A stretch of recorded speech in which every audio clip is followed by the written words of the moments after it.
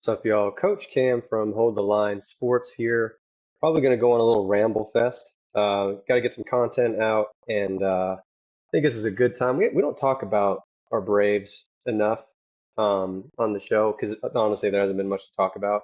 What I'm going to do today is I'm going to do a little mid-season review. Um, Boil it down to the main three things that are wrong with the club as it currently stands. I'll preface this by saying this could easily take an hour or more to talk about, but I'm going to do my best to keep it short and simple. Um, Before I get into that, I want to, big shout out to all my haters now. I've got like a little hater base. Um, I uploaded the COD video, the prediction video. I shouldn't even call it a prediction video. It's really just what I thought was going to go down. And if there's a lot of people that were like me in the space that kind of like saw it going a certain way. And boil it, like probably the 32-day layoff between people actually like playing games basically meant anything and everything could happen. And anything and everything did happen. The two top teams who were favored to win the thing got bounced. Like I think Thieves were the first team out. So it was actually crazy. Great viewing experience. Awful if you're trying to look like you know what you're talking about.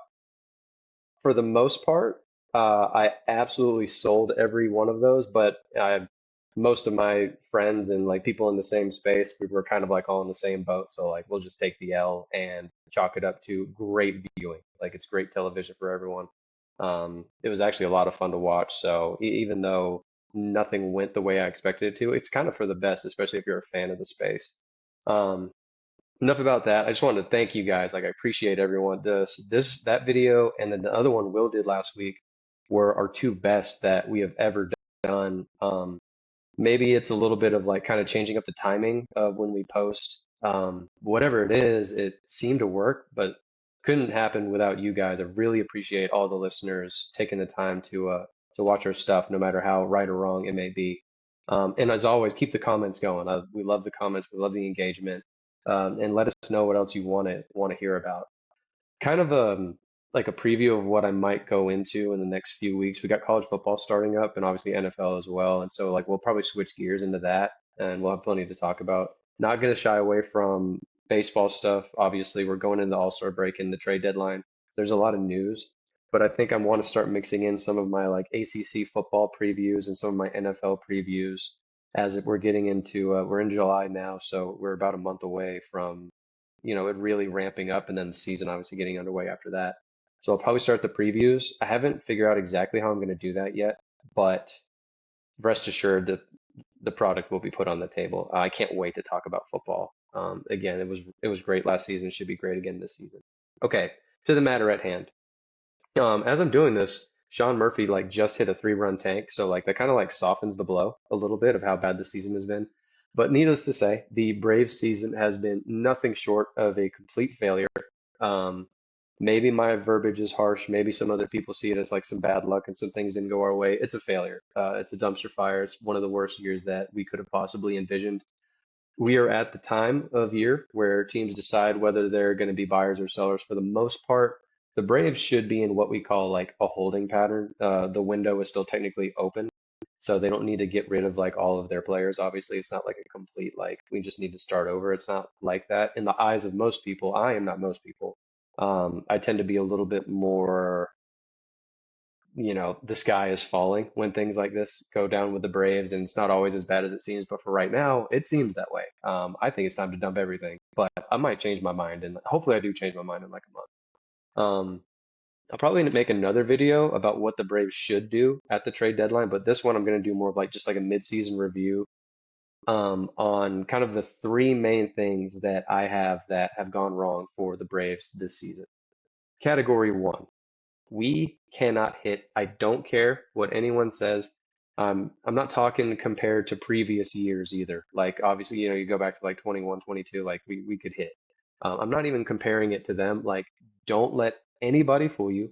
We are a bottom 10 offense in Major League Baseball. I don't care how many big names you see on the lineup card. Outside of Ronald, everyone can be pitched to. It's a lineup full of magical moments of greatness who most of the time are otherwise not great hitters with bad approaches, bad swing paths. Um, I can go kind of like down the list of a few of like the main culprits in this. Number one is Ozzy Albies. He leads the world. Um, MLB, Japan, Korean baseball, the Mexican League, any everyone. He leads the world in pop-ups to the infield, especially when he's hitting from the left side. His left-handed at bats are lazy. His chase rate is crazy high. It's like top 10 in all of baseball. I mean, obviously, one of the names, the main names it's below, is actually Michael Harris, who also happens to be on the same team. So again, just bad approaches all the way around. Um, I'm gonna be probably, I don't know. If you go look at the stats, then you'll probably see it. Ozzy has regressed as a baseball player every year since his second year in the league. He has regressed every single year. He has gotten worse at every facet of the game, not just hitting, every facet of the game. He has regressed. I think he is lazy. I think he is not putting his all in the team. He is expected to be one of the leaders of the team, and he has not done so. He is going through the motions because he got paid, and he's got like a long contract, and there's nothing else really in it for him until he gets his next bag. I guarantee you when he gets to a contract year, then you'll see him turn up. But until then, I think he's just going to be 240 hitter with a high chase rate, bad plate discipline, and an infielder with a weak arm who can only play second base. Um, the other name I mentioned, Michael Harris. I obviously minor league player of the year, like minor league hitter of the year a couple years ago, fine. Like the hype is there. He's a great outfielder. I will never take that away. He is an elite defender, and you need those in the league, especially at the middle positions. If you're a shortstop, second baseman, center fielder, you need to have like that elite defensive capability, and Michael Harris has that. He hits exactly like Jason Hayward, just worse in terms of like bat path, where he swings from, how he works around the ball. A lot of ground outs to second, a lot of like we're reaching out over again. The plate discipline is bad, so like everything like out over the plate, like off the plate, he gives like 6 inches on either side, and it's like, oh, I can hit that, and then it's like a rollover to the second baseman. He works around everything. He's got a bad bat path. Um, I don't know why we're at the space where he's a few years in the league and no one's made any type of adjustment with him. He doesn't shorten his approach. He doesn't shorten his plane. He doesn't fix his directional. Everything is I think it was he could get away with it because he was gifted and then people learned how to pitch to him and no adjustment has been made on his behalf. And so he is a below average hitter and a great defender. He's like a Victor Robles, Harrison Bader, Trent Grisham. Like these guys stick in the league for a long time because they can field, but they're not going to help you win games on the offensive side of the ball. And yes, this is harsh, and a lot of people are going to be like, he's going to be fine. He's young. Well, he's not right now, and he's expected to be, in the lineup every day and contributing because we have a guy that's in the middle of the diamond that cannot hit, and I'm fine with that because his name is Nick Allen. He's the best shortstop in the league. He doesn't have to hit. Okay, but we can't have two of those guys in the lineup that is supposed to be a top 10 lineup in the league. Michael Harris has to hit the ball. He has to. Otherwise, you trade one of the two, and that way you only have one liability in the lineup and a great defender. That's just my viewpoint on that. Like that's as a whole, the offense has regressed. I think there are certain mainstays that are fine. I think Austin Riley is going to continue to do his thing. He's just a good hitter. Um, and Ronald is obviously, that's MVP caliber just without the playing time. I think if you had a full season, like you'd be talking about MVP. But it doesn't mean we win more games because there's too many holes everywhere else. You can avoid Ronald because no one is afraid of the rest of our lineup. Number two, there is no leadership presence. All of our leaders have left the building. Dansby, Freddie, Max Fried, Adam Duvall, Jock, Travis d'Arnaud, especially Ron Washington. For the love of God, Ron Washington. The argument will be made. Someone has to step up. Sure, like the argument's going to be made. Well, no, they don't because no one has and no one will. That was never Austin Riley's job. It was never Ozzy Albies' job. They're too quiet. They're not the guys that are going to get the clubhouse going in the same direction. They've never been that. They've never had to be that in any facet of the game. They're not going to be those guys. Um, no one's going to hold the players accountable. It's not going to be on Brian either. Brian's lost the locker room. I don't care what anyone tells you. Brian Snitker has lost the locker room. It's I love Brian Snicker. We've got a ship because of him. All right, we've got a series because of him. All right, so like nothing is lost on me there. Like I'm going to appreciate him until the day I die. But he's lost the locker room, and it's time for a different voice. Um, he probably gets like this year, but I think after that, because this year's done. Like we're 8 games under 500. We're not going to make the playoffs. I don't. It's just not going to happen. There's too many good teams in the NL. There's too much ground to make up. We're only getting more and more injured, just like every other team has to deal with, but we do the worst job of dealing with it. We lost Schwellenbach today, fractured his arm, so we'll be without him. Otherwise, I mean, and every other arm is hurt too. I mean, Schwellenbach's hurt, AJ's hurt, Ronaldo hasn't really been healthy this season. Sale's hurt now, so it's everywhere except for Spencer Strider, who already missed like the first month of the season. So it's only going to get worse from that standpoint. We're out of the race. But we need to look at a new voice going into next year. Category three, which is a direct segue to my third from the second problem. We cannot win close games. Leaders who are like pull a team in a unified direction. You see those guys win close games all the time because it's like part of their dynamic. It used to be part of ours. You know why? Because we used to have Dance, we used to have Freddie Freeman, we used to have Darno, we used to have guys like that that could bring a clubhouse together and lead, and so everyone's pulling in the same direction.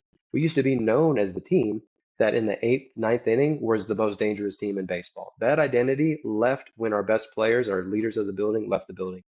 And we're not going to get that back until we get a fresh batch of players that have that mindset. Because Ozzy doesn't have that mindset. Riley doesn't have that mindset. Because if they did, they would not be, what is the record? 15-31 when the game is decided by 2 runs or less. All right, they're 8 games under 500.